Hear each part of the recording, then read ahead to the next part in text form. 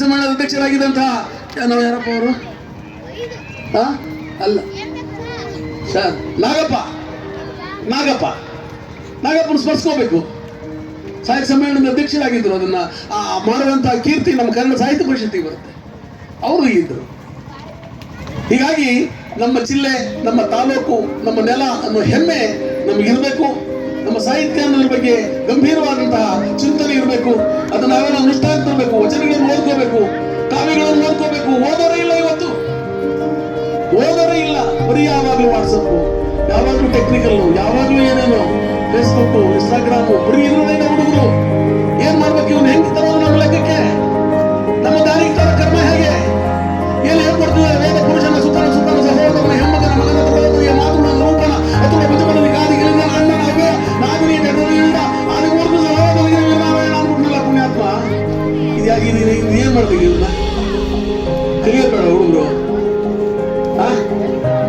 ಯಾರಿಗೆ ಹೇಳ ನಾವು? ಅದಕ್ಕೆ ಸಮ್ಮೇಳನ ಅಧ್ಯಕ್ಷರು ಬಹಳ ಚೆನ್ನಾಗಿ ಹೇಳುದು, ಬರ್ಲಿ ಬರದೇ ಇರ್ಲಿ ನಾವು ಮಾಡ್ತೀವಿ. ಬರ್ಲಿ ಬರದೇ ಇರ್ಲಿ ಮಾಡ್ತೀವಿ. ತಪ್ಪು ನಮ್ಮ ಕೆಲಸ, ನಮ್ಮ ಕರ್ತವ್ಯ ಅಂತ ತಿಳ್ಕೊಂಡು ನಾವು ಮಾಡ್ತೀವಿ ಅಂತ ಕ್ರಿಯಾಶೀಲ ಅಧ್ಯಕ್ಷರನ್ನು ಪಡೆದಿರ್ತಕ್ಕಂಥ ನಮ್ಮ ತುಮಕೂರು ಜಿಲ್ಲಾ ಸಾಹಿತ್ಯ ಪರಿಷತ್ತ ನಮ್ಗೆ ಹೆಮ್ಮೆ ಅನ್ಸುತ್ತೆ. ಒಂದ್ಸರಿ ಚಪ್ಪಾಳೆ ತಗೊಂತೀವಿ. ಅವ್ರಿರ್ಬೇಕು ಯಾವಾಗ ನಮ್ಮ ಜೊತೆ. ಇಂಥ ಸಾರ್ಥಕ ಕ್ಷಣಗಳಿಗೆ ನಾವು ಮೊದಲೇದಾಗೆ ಸಾಕ್ಷಿ ಮಾಡಿದ್ದೇವೆ. ನಮಗೆಲ್ಲರೂ ತಾಯಿ ಭುವನೇಶ್ವರಿ ಉಬ್ಬಿಯಪ್ಪ ಒಳ್ಳೇದು ಮಾಡಲಿ. ಇಂತಹ ಕಾರ್ಯಕ್ರಮಗಳು ಅನೇಕ ನಿರಂತರವಾಗಿ ನಡೀತಾ ಇರಲಿ ಅಂತ ಹೇಳ್ತಾ ಈ ಕಾರ್ಯಕ್ರಮ ಸಂತೋಷವಾಗಿ ಉದ್ಘಾಟನೆ ಮಾಡಿಕೊಟ್ಟು ನನ್ನ ಮಾತನ್ನು ಮುಗಿಸ್ತೇನೆ. ಜೈ ಕರ್ನಾಟಕ ಮಾತೆ.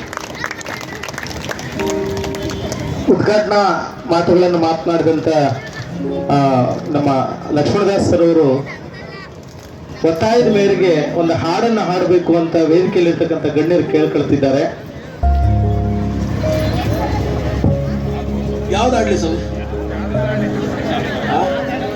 ಹೌದಾ?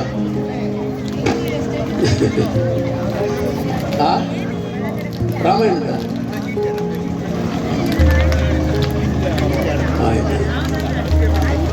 ಈಗ ಯಡಿಯೂರು ಸಿದ್ಧಲಿಂಗೇಶ್ವರ ವೈಭವ ಅದು ಟಿ ಮುತ್ತಾಚಾರ್ಯರು ಬರೆದಿದ್ದು. ಅದನ್ನ ನಮ್ಮ ಯಜಮಾನರು ಚನ್ನಬಸವಣ್ಣವರು, ನಮ್ಮ ಗುಬ್ಬೀರನವರು ಸುಪುತ್ರರು ಮಾರುತೇಶ ಮಂಡ್ರನ ಕವಿನ ಕರೆಸಿ ಅದನ್ನು ಚೇಂಜ್ ಮಾಡಿಸಿ 3 ಗಂಟೆ ನಾಟಕ ಮಾಡಿದ್ರು. ಅದನ್ನು ಯಡಿಯೂರು ಸಿದ್ಧಲಿಂಗೇಶ್ವರ 15,000 ಪ್ರದರ್ಶನ ಕಾಣಿದೆ ಅದು ನಾಟಕ. ಲಂಚಾವತಾರ ಬಿಟ್ರೆ ಅದೇ ಹೆಚ್ಚು ಪ್ರದರ್ಶನ ಆಗಿರೋದು ಕರ್ನಾಟಕದಲ್ಲಿ ಯಡಿಯೂರು ಸಿದ್ಧಲಿಂಗೇಶ್ವರ ಮಹಾತ್ಮೆ. ಆ ನಾಟಕದಲ್ಲಿ ಸಿದ್ಧಲಿಂಗೇಶ್ವರರು ಹಾಡುವಂಥ ಒಂದು ದಿವ್ಯವಾದ ನಾಟಕದ ಹಾಡಿದು.